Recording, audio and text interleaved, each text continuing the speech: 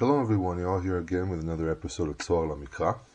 I truly hope that people enjoyed the last recordings and the new videos I'm putting up all the time.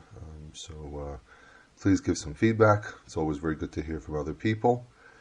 And this week we are actually starting to close up the book of Genesis, Sefer Bereshit, and we are actually introduced to a pretty simple, straightforward, relatively short story here about the re-meeting between the brothers, the reunion of Yosef with his father, and really some insight about Egypt. So this is a pretty short parasha, and we also have a lot of genealogies here and a lot of names that were used here to describe the family that went down to Egypt. And there's obviously the famous question of how many people are actually in this list, because the book of Exodus mentions there's 70 people, but when you do a count, it doesn't really come out to 70. But it's really mostly what we call rounding up. There's sometimes numbers are rounded up in the Tanakh, especially when it's basically when the number has a meaning. For example, 70 being 7 times 10, which are both special numbers in biblical times. So that kind of to demystify that subject, because a lot of people go, oh, so why is it? So really, there's 68 or there's 69 if you count this, if you count that. We need to add Joseph's wife because it's really someone else. It has to do with Dinah, and she's not really the daughter of Potiphera. She's actually the daughter of Dinah, and Yosef still married into someone from his own people.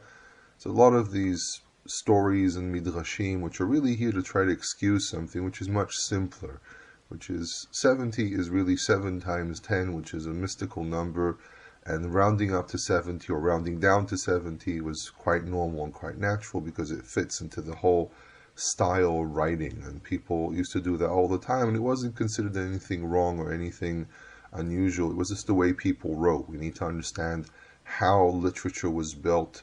Back in the day, they had other reasons to write in different ways, and not necessarily always being 100% accurate like we do today. It's not a scientific book. There's a style here. There's a concept of literature that exists here. In any case, the parasha is actually called Vayigash. Vayigash comes from the root nagash, to draw near. But what's very interesting is that the word Vayigash doesn't just mean to draw near. It's actually a legal term. And we find this word over and over again in documents that deal with legal situations where someone nigash to something. And we even have it in the Torah a couple of times, v'nigash el Elohim, and we also have Vayigash adet oila mezuzah, he would draw near to Elohim, which is a big question exactly what it means. But it seems to be that term is actually an archaic term. It really means to draw forth before the judge. But used to be that a lot of legal terms would also have an involvement of a deity inside the legal term, and this is why the archaic form of Vayigash el Elohim, or v'nigshu el Elohim, they would draw near to the God, is just a form of language. I mean, a lot of Bible scholars try to find, oh look, the Israelites probably were pagans. No, this is just part of the classic way you wrote things. There was terminology. Assuming they didn't have terminology is just wrong, because it puts them in a place as if they were dumb or something like that. And really, when you look at the legal systems that existed in the world, these things were pretty complex. Some of the ideas might be foreign to us, and some of the ways they judge things are even, in my opinion, very peculiar. Not in the Torah. The Torah is actually very different than a lot of the legal codes in the ancient Near East, unlike what some people say. And I doubt the people who say this, I doubt if they actually sit down and do a critical reading. Even scholars who say this, I think that there's an agenda. Everything has an agenda in this world, and people ignore so many details. Oh, look, we found something that's similar. So you have people jump up from the anti-Bible group and say, oh, look, this proves the Bible copied, which again is such a wrong. It's wrong when it comes to methodology. Don't work like that. As I've always said, most of the cases where there's similarities, it's usually something that is pan-human. All human beings have to deal with it. So the Torah gives a ruling, and apparently human beings had the same idea in some places, not everywhere. Really, when you look at it, especially the Code of Hammurabi, you'll notice that really a very small percentage of the laws there actually resemble something in the Torah. And in 90+% of the situations, it's just things that human beings have to deal with all the time. And then you have the other side of people saying, oh, we found this proves the antiquity of the Bible. Also true, but you also have to be a little bit careful with that as well. So you need to find the balance between using ancient Near Eastern information and comparing it to the Torah, because we need to understand that the Torah also has its own uniqueness. So there's a danger with using this type of material all the time, because if you're not really observant, you don't really see some of the differences that exist. So the same thing here with this term. They used a legal term. Why? Because like anything in the world, when you want to present a situation, you use a system that's recognizable. So if I need to use a certain term and people read this, oh, no, now I know what it means. Anyone who's ever signed a contract, I mean, if you read through a contract, you'll notice that contracts more or less have a very similar pattern, though they can come from very, very different subjects. And that's mostly because of the fact that we have a way of presenting information that makes, that organizes everything. There was a certain level of disorganization in a lot of societies because they didn't have always a central mechanism, but most of the laws that we deal with actually come from a central organization, a central body, usually from a king. So there was always something that actually made sure that the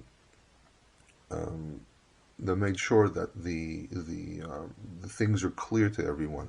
Just a few examples. You have, I'll try to find a few examples here. You have in Exodus 21 verse 6, it says, Vigisha Adonav, and his master will bring him forth El HaElohim, to the Elohim. Vigisha Ladelet Oil HaMezuzah, and he will bring him forth the door or the doorpost. This term of bringing him before the Elohim, again, this is an archaic language where a lot of people would have their deities next to the door. There was the threshold, how would I call it, the threshold worship or the threshold temple. A lot of people had next to their doors little shrines. And this term Vigisha El Elohim in conjunction with the doorpost or the door has to do with how they did it then. But here the Torah is actually saying you have to do this in front of the judges. This is why the word Elohim can be used as a judge, because it has to do with the old terminology they would use to indicate judgment.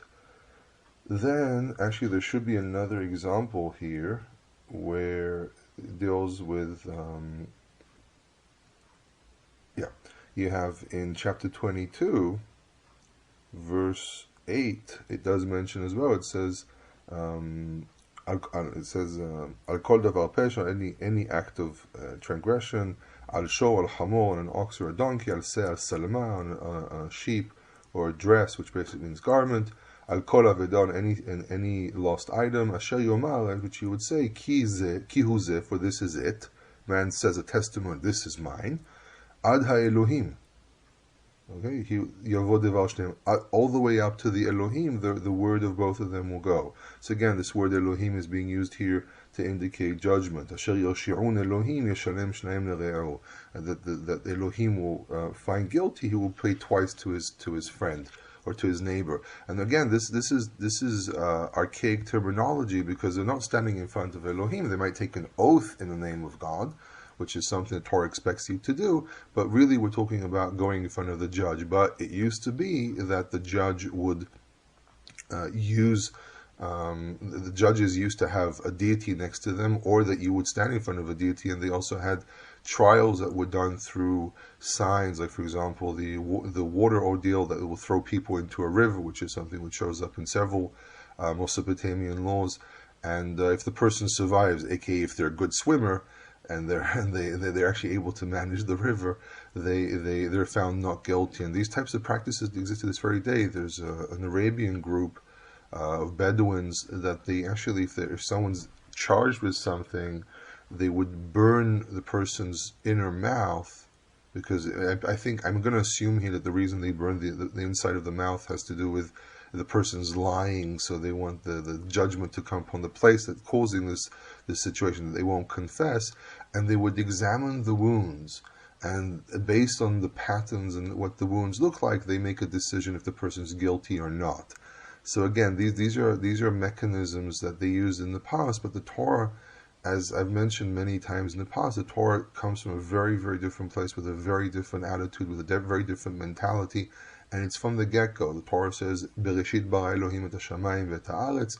God created the heavens and the earth, and the entire attitude is very different than what we find in the ancient Near East, and it goes from that point onwards, that things are done in a very different way. So this is one of them. So when you use this term, it's really terminology. So Yehuda is doing the negisha, which is one of the stages of judgment. I actually read an interesting paper about this. Usually, a judgment, the stages that we find in judgments is usually the yelling out that there's some kind of wrongdoing, the approaching to the judge, the presentation of the argument to the judge, and then the pleading to request something, and then the judge making a decision. And that's more or less the basic pattern that emerges from different sources. Even from the Book of Psalms, there are a few places the Book of Psalms gives some insight of how the judicial system in Israel actually worked. So this wasn't as if you had public courts where you file a complaint. People would sometimes have to barge in and yell out, and this sometimes also has to do with the situations that they would have just in the market, where someone's trying to steal from someone, or someone's caught stealing from the market, and it's done on the spot. You drag the person on the spot to the gate where usually the judges would sit, which was usually in the midst of the market itself, and he would drag that person to there. So it was really something that was done very quickly. They didn't have a process that had to go on for months and months with testimony and so on. Things were actually done very, very quickly because they didn't have a prison mechanism. The prison mechanism was if you steal or you can't pay back, you get sent to a quasi-prison, which is basically slavery. And a person who committed murder is executed. There are certain things are capital punishments because these are people who have no regard to the social standards of society, and therefore are rejecting themselves from society.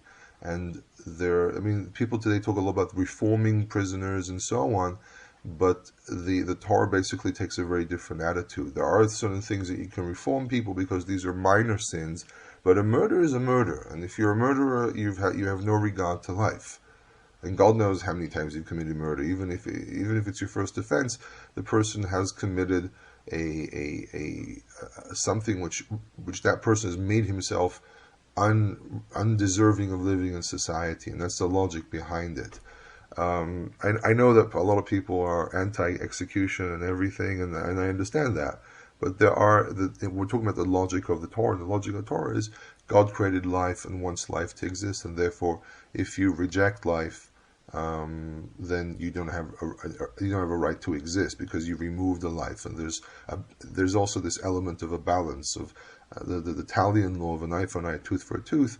It's a balance that has to be kept in the universe. So it's an interesting subject. I'm not going to expand on it anymore, but it's kind of like that's basically the idea that one of the features we find about law and the approach of the Almighty to law is that there's a balance. You do something, every action has an equal and positive reaction. So it's the same idea. If we can borrow Newton's one, I think it's the first law of motion or the third, I don't remember exactly.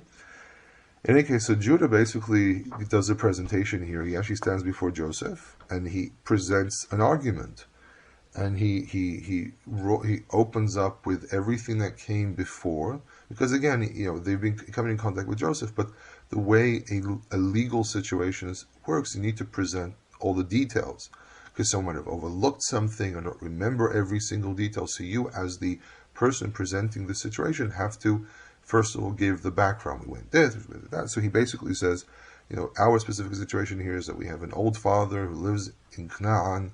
He has a youngest son, and he's the only one left, basically also turning to his compassion. He details the situation with his father, that his father cannot live without the son, and you told us to bring him down here. We told you it's very difficult, it's almost impossible. Our father, at one point, he gives him details of things that he would have not heard of, because these are details that have to do with the discussions he had with his father. He brings up the situation with Joseph, and at the end, he pleads and basically says if he doesn't go back to his father, he will die. Okay, and he proposes a different situation where he says, listen, I will be in his stead. Okay, I will sit in his stead, and he says, how would I go back to my father and the young man is not with me? He basically presents a legal argument here. I'm saying it's a little bit dry here. It's a legal argument, but it's also what he does. But there's a duality here, because what he also does is he hits the right buttons with Joseph. We need to remember that this is Joseph he's speaking with. But what it also tells us is that in many situations when you plea, even if the law says that you have to do such and such, a judge probably has had the right in certain situations to ignore the law and enable a substitute or enable a different ruling because the situation is different. This again goes into the whole discussion about oral Torah, that you can't lead a legal system only based on the idea that I have a written law. There are so many gray areas and so many situations. So the law gives you a basic idea of what you're supposed to be doing, but I think it seems to be that judges had the right to keep to the basic idea of the law, but sometimes show, based on the situation, change the ruling. But the other side of this as well is that this is, as Joseph says, is all divinely ordained.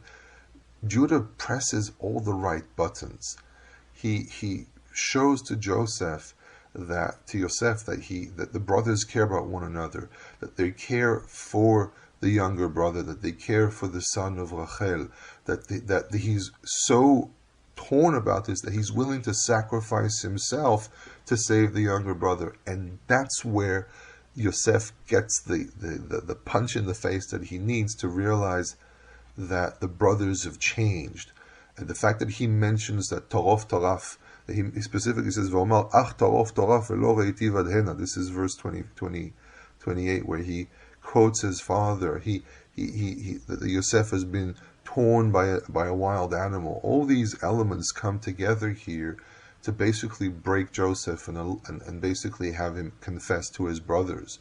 So not only do we get a beautiful story here of how the story of Joseph begins with the brothers hating him and then it changing to the love between the brothers, we also find inside between the lines here, we also find more data about how the world works.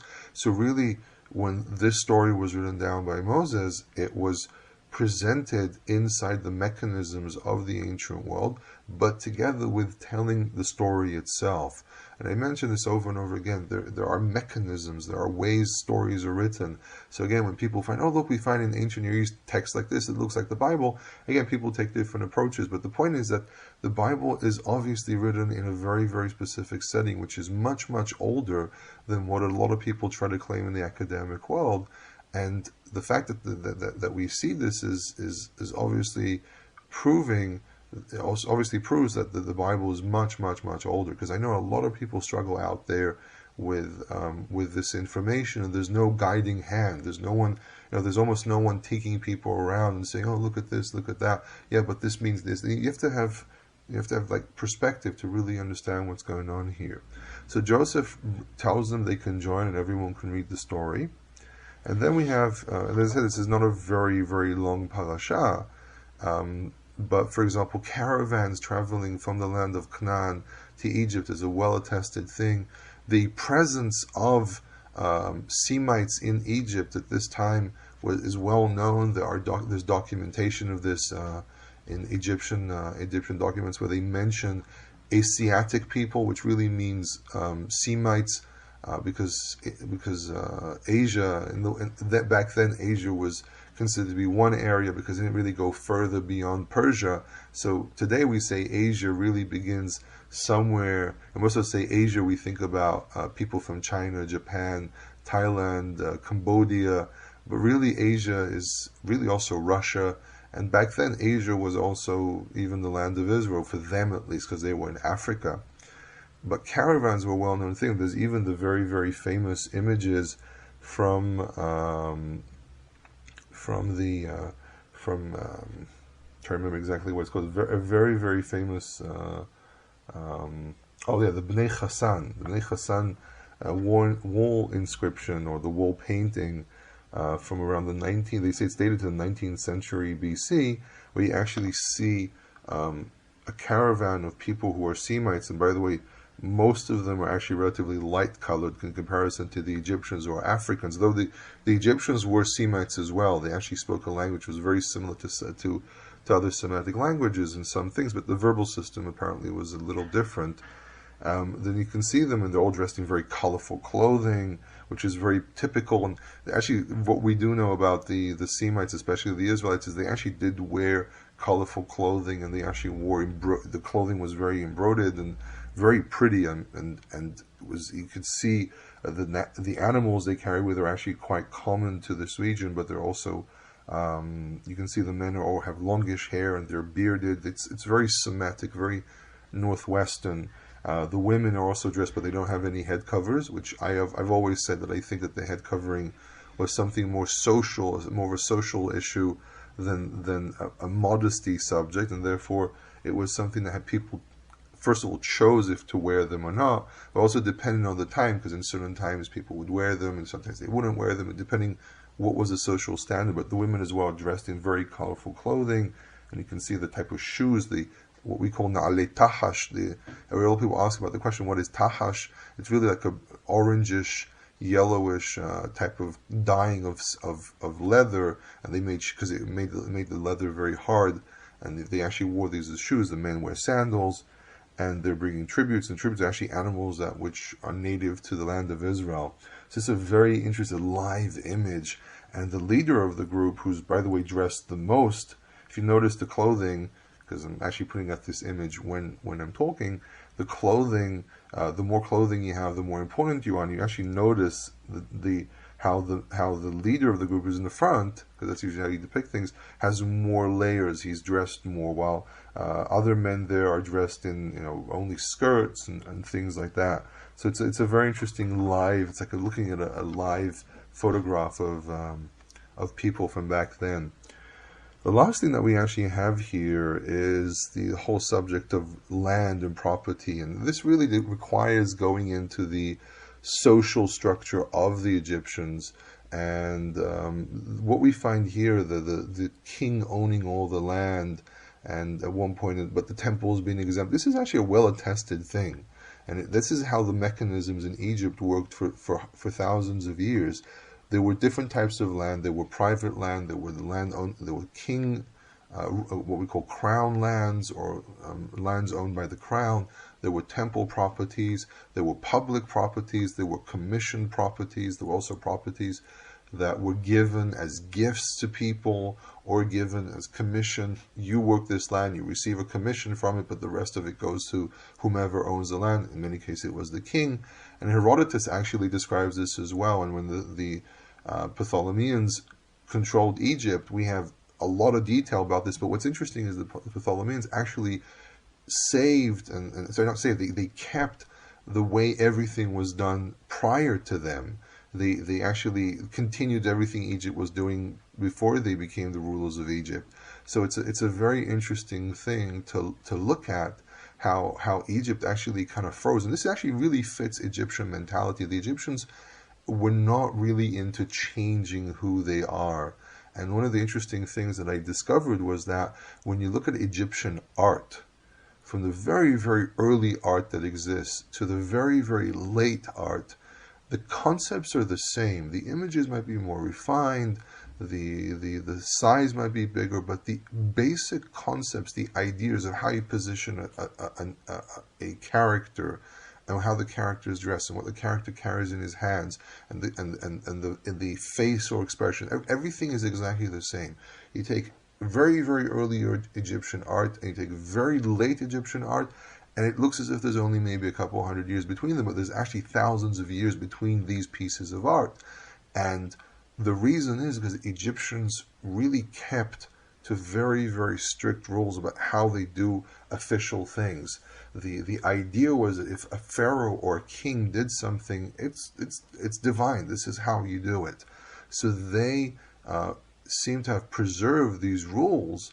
And though the dynasties kept on switching in Egypt, and someone else became, a new family became the pharaohs of Egypt, and there's close to 32 dynasties over several thousand years, every dynasty still maintained the basic core ideas. And even after Egypt was taken over by the Macedonians, by the inheritors, the Duodecians, the inheritors of Alexander the Great, the Ptolemean family didn't change anything. You might suddenly see a pharaoh with a beard, which is something you don't hear of because Egyptians usually avoided the pharaohs from having beards. If there was a beard, it was an artificial beard. And I once heard that the reason they had artificial beards and the reason they shaved it is because the pharaoh is supposed to be divine, so therefore you're not supposed to really see anything that symbolizes growing old, which is like having grown. Because a zaken and a sav are usually people who have white hairs, and the zaken comes from the word zakan, which is beard. It symbolizes becoming old, but they're supposed to be divine. This is an idea I heard many, many years ago, and the concept was that they have to shave everything, but the pharaoh had like an artificial beard. So this was something, again, there was an idea here of preserving everything that existed even before these pharaohs took position. So they control the land, and everyone basically the idea of selling yourself wasn't that you gave yourself into slavery. What it meant is that from now on you work for the crown, and this increased the amount of property. Some of the assumptions that over 70 or maybe even over 80% of the land in Egypt was always owned by the king, and people who did not have their own land, but you always had to pay a large portion of what you do to the king. And this is how the mechanism worked for many, many, many years until the entire structure of Egypt crashed and Egypt no longer had pharaohs.